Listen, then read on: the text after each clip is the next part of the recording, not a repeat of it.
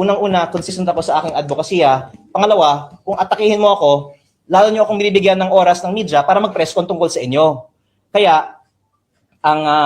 sasabihin ko na lang, hindi ko na lang siya papangalanan dahil may respeto pa naman po ako sa kanya, pero may ipinost na ako sa Facebook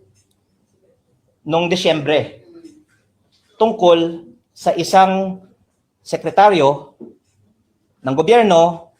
na sa kanyang dating pwesto sa gobyerno ay nagkaroon ng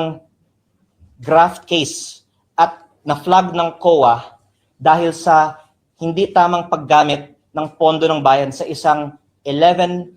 plus billion peso contract na na-award sa isang dayuhang kumpanya, pero ang subcontractor ng kumpanyang ito ay